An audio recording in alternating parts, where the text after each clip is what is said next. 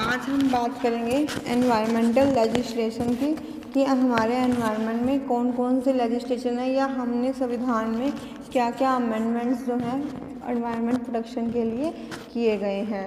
आज हमने उनके ऊपर बात करनी है। ये कुछ क्रैमिंग का ही क्वेश्चन है कि आपको बस जस्ट इन एक्ट्स के बारे में, इन एक्ट की फंक्शनिंग के, इनकी एक्ट के नेम और डेट, कब ये एक्ट एस्टैब्लिश हुआ है, क्या इन एक्ट के ऑब्जेक्टिव हैं, कौन कौन सी पेनल्टीज़ या पनिशमेंट है इन एक्ट के अंडर, जो है आपको क्वेश्चन की फॉर्म में डालनी है, ध्यान रखनी है कि किस एक्ट के अंदर कौन सी पेनल्टी लगती है या ये एक्ट कब एस्टैब्लिश हुआ, हर एक एक्ट का क्या ऑब्जेक्टिव रहने वाला है, ये सब आपको आपके क्वेश्चन की फॉर्म के अंदर डालना है।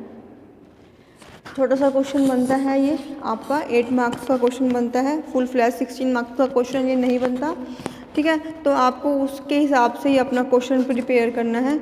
तो स्टार्ट करते हैं हम कि आज एनवायरमेंटल लेजिस्लेशन भी हम इससे पहले हम लोग डिस्कस कर चुके हैं कि एनवायरनमेंट क्या है, ठीक है। आप सब समझ गए होंगे अब तक तो कि एनवायरनमेंट क्या है। एनवायरनमेंट के प्रति बीइंग एन इंडिविजुअल आपकी ड्यूटीज़ क्या हैं वो भी आपको थोड़ी सी समझ में आ गई होगी कि आप एक इंडिविजुअल होकर, एक अपने नेशन के नॉर्मल सिटीज़न होकर भी आप अपने एनवायरनमेंट को प्रोटेक्ट कर सकते हो।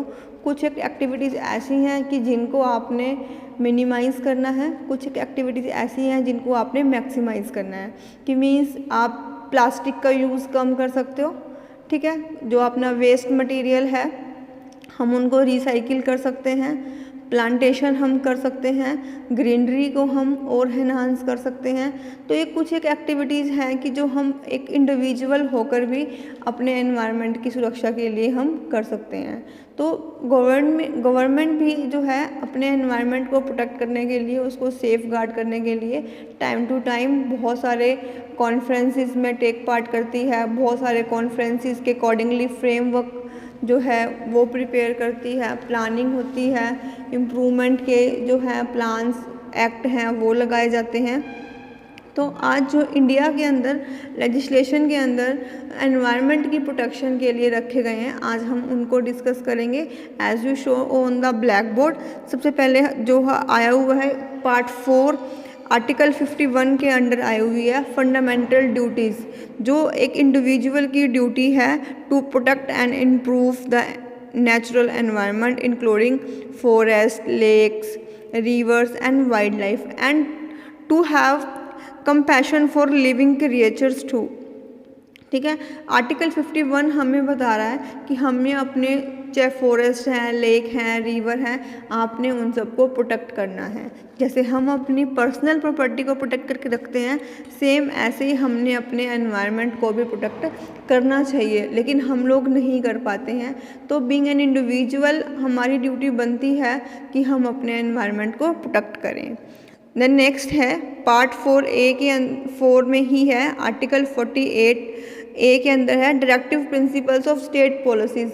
हर स्टेट्स की भी जो है वो ड्यूटी लगाई हुई है, हर एक स्टेट्स की रिस्पॉन्सिबिलिटी है कि वो अपने एनवायरनमेंट को प्रोटेक्ट करे। तो स्टेट भी सेंट्रल गवर्नमेंट के साथ मैचअप करके उनकी रेगुलेटरी फ्रेमवर्क को आगे बढ़ाता है और हर स्टेट का अपना एक सिस्टम है कि वो अपने एनवायरनमेंट को कैसे प्रोटेक्ट कर सकता है।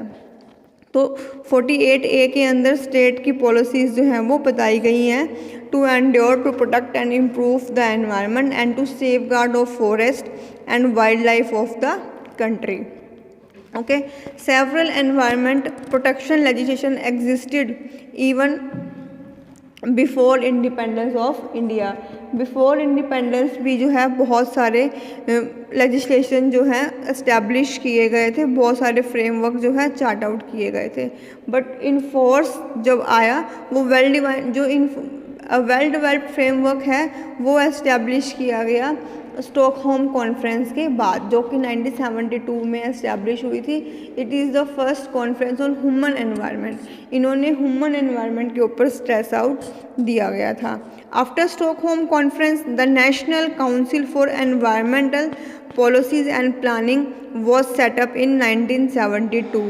1972 में ही स्टॉकहोम कॉन्फ्रेंस के बाद क्या इस्टेब्लिश किया गया? National council for environmental policy and planning. within the Department of Science and Technology to establish a regulatory body to look after the environmental related issues। जितने भी environmental related issues थे तो वो कौन सी काउंसिल था, वो नेशनल काउंसिल था for environment policy and planning, जिसको कि 1972 में इस्टेब्लिश किया गया। इस काउंसिल के बाद यानी कि इस काउंसिल को अब हमने मिनिस्ट्री में कन्वर्ट कर दिया, गवर्नमेंट ऑफ इंडिया ने इसको मिनिस्ट्री में कन्वर्ट कर दिया। एक फुल फ्लैश मिनिस्ट्री जो है एनवायरमेंटल प्रोटेक्शन के लिए इस्टेब्लिश कर दी गई है, वो मिनिस्ट्री है ministry of environment and forest act. इसको हम MOEF भी बोलते हैं, ब्लैक बोर्ड पर भी मेंशन्ड है ये 1985 में एस्टैब्लिश की गई। इसको मिनिस्ट्री भोपाल गैस ट्रेजेडी के बाद बनाया गया, उससे पहले ये काउंसिल का ही वर्क कर रही थी। तो today it is a apex administrative body in the country for regulating and ensuring environmental protection and lays down the legal and regulatory framework। ये लीगली फ्रेमवर्क है जो कि 1985 में MOEF के रूप में इस्टेब्लिश किया गया, ठीक है। और बहुत सारे और भी एक्ट हैं जो हमें एनवायरनमेंट की प्रोटेक्शन के लिए गवर्नमेंट ऑफ इंडिया ने बनाए हैं। आज हम क्वेश्चन की फॉर्म के लिए 4 या 5 ही जो है यहाँ डिस्कस करेंगे।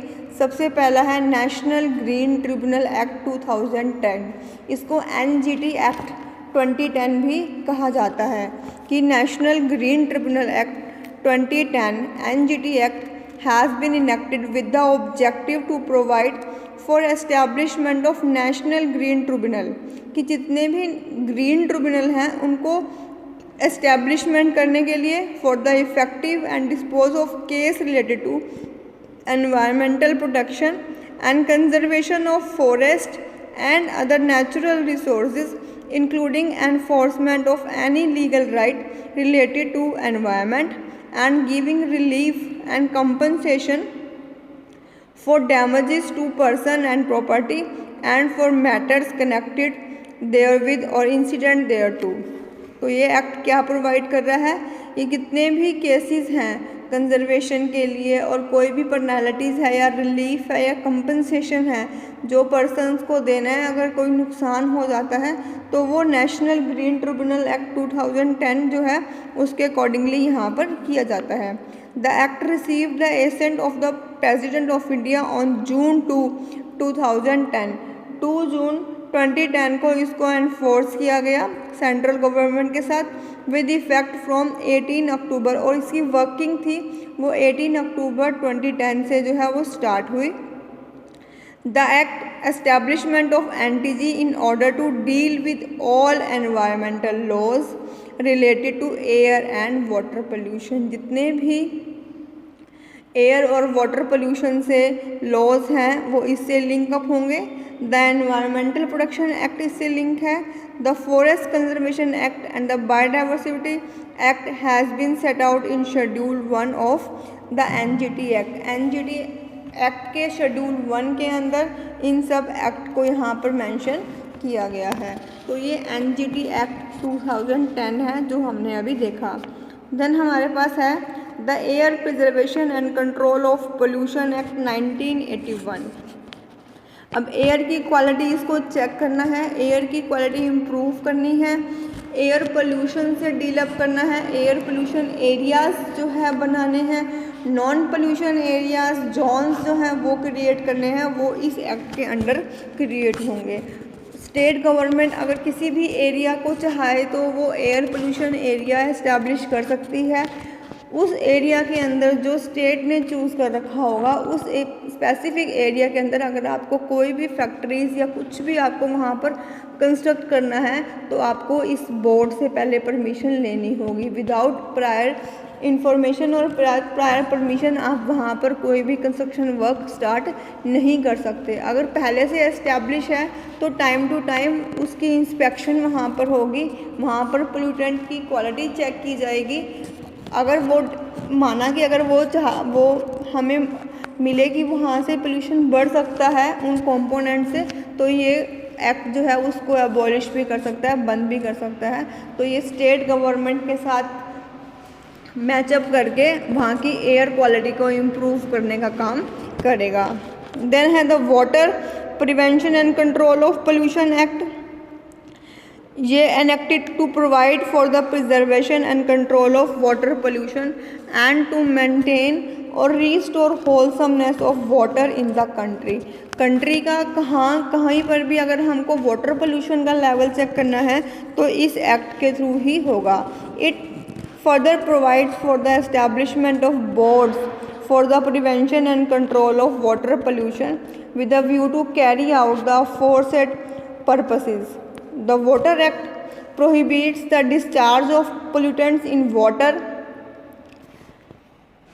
bodies beyond a given standard। अगर आप कोई भी फैक्ट्रीज रन कर रहे हो और उसका वेस्ट जो है वो डायरेक्टली वाटर के अंदर जा रहा है तो इस एक्ट के अकॉर्डिंगली वहाँ पर आपकी चेकिंग भी हो सकती है, उन पोल्यूटेंट को चेक किया जाएगा, आपके ऊपर जो है पेनल्टी और पनिशमेंट का भी प्रोविज़न रखा गया है कि अगर आप उनके स्टैंडर्ड्स को मैच नहीं कर रहे हो कि किस हद तक या कितने लेवल के स्टैंडर्ड्स रखे गए हैं कि जो डायरेक्टली वाटर के अंदर हम मिक्स कर सकते हैं, हम छोड़ सकते हैं। हम लोग देखते हैं कि एग्रीकल्चर रन ऑफ है और जो फैक्ट्रीज़ का रन ऑफ है वो डायरेक्टली वाटर बॉडीज़ के अंदर मिक्स हो रहा है, जिसके कारण जो है वाटर पोल्यूशन हो रहा है। तो ये एक्ट उन स्टैंडर्ड्स को मेंटेन करने में हेल्प करता है, इन स्टैंडर्ड्स को चेक करने में इनकी ड्यूटी रहती है।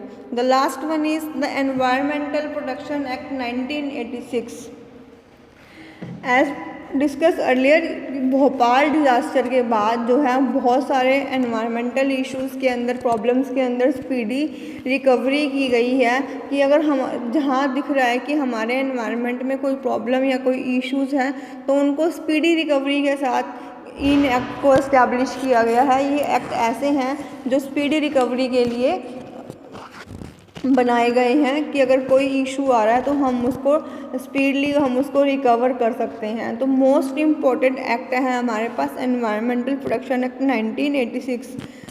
कभी कभी कॉम्पिटिटिव एग्ज़ाम में इनका सन और इनकी डेट ऑफ एस्टेब्लिशमेंट पूछ ली जाती है, इनके ऑब्जेक्टिव पूछ लिए जाते हैं। बहुत इम्पॉर्टेंट टॉपिक है, इसको थोड़ा ध्यान से देखना, ठीक है। एनवायरनमेंट प्रोटेक्शन एक्ट है, ये 1986 में एस्टैब्लिश किया गया। इसका ऑब्जेक्टिव क्या था? इसका ऑब्जेक्टिव था कि हम यहाँ पर एस्टैब्लिश क्यों किया गया है इसको कि act establish the framework for studying, planning and implementing long term requirement of environmental safety and laying down a system of speedy and adequate response to situation threatening the environment. और Stockholm conference के बाद जितने भी उन्होंने वहाँ पर objective रखे थे उसको इम्प्लीमेंट करने का काम भी एनवायरनमेंट प्रोटेक्शन एक्ट के ऊपर आ जाता है। It's a umbrella legislation design to framework for the coordination of central and state authorities established under the Water Act 1974 and the Air Act. It is the umbrella legislative जो है coordinator रखा गया है इसको करने के लिए वाटर एक्ट और एयर एक्ट के साथ। The term environment is understood in a very wide term under 52A of the Environment Act. It includes water, air, land as well as the interrelationship which exists between water, air and land and human beings, other living creatures, plant, microorganisms and properties. जो environment protection act है ये central government और state government के coordination के साथ चलता है, ठीक है। इसकी मेन रिस्पॉन्सिबिलिटी क्या रहती है कि जितनी भी गाइडलाइंस जो हैं हमें कॉन्फ्रेंसेस से मिलती हैं उसकी इम्प्लीमेंटेशन का ड्यूटी है इनकी है, क्या प्लानिंग और इम्प्लीमेंटेशन का वर्क इनका रहता है। तो these are the some legislative in India जो एनवायरनमेंट की प्रोटेक्शन और सेफगार्ड के लिए बनाए गए हैं। टाइम टू टाइम इनके अंदर चेंजेस हैं, अमेंडमेंट है, इम्प्रूवमेंट है रखी जाती है। टाइम के अकॉर्डिंगली लगता है कि अगर इनके अंदर चेंजेस करनी है तो वो भी इनके अंदर होती हैं। इन एक्ट के अंदर पेनल्टी का प्रोविज़न भी रखा गया है कि अगर कोई सिटीज़न या कोई भी इंडस्ट्री एरिया इनके पैरामीटर से मैच नहीं हो रहा है तो ये उनको बंद भी कर सकते हैं, उनके ऊपर पेनल्टी भी लगा सकते हैं, उनके ऊपर इम्पनिशमेंट का प्रोविज़न भी जो है वो यहाँ पर रखा हुआ है। बावजूद इसके भी बहुत सारा एनवायरनमेंट जो है पोल्यूटेंट हो रहा है, क्योंकि बहुत से लोग हैं जो अपनी जिम्मेवारी को पूरा नहीं करते। तो बीइंग एन इंडिविजुअल ये आपकी खुद की भी रिस्पॉन्सिबिलिटी रहती है कि अगर आप अवेयर हो कि मेरी इस एक्टिविटी से एनवायरनमेंट को लॉस हो रहा है, तो आप अपनी उस एक्टिविटी को मिनिमाइज़ करके अपनी अर्थ को ग्रीन कर सकते हो, उसको सेव कर सकते हो। वाटर का हमने लेस यूज़ करना है, प्लांटेशन हमने ज़्यादा करनी है, और अपने व्हीकल्स की पोल्यूशन की जांच हम कर सकते हैं। ये कुछ एक एक्टिविटीज़ हैं कि जो एनवायरनमेंट के लिए हम अपनी सर्विसेज जो है वो प्रोवाइड कर सकते हैं। होप आज का क्वेश्चन आपको समझ में आ गया होगा। Thank you.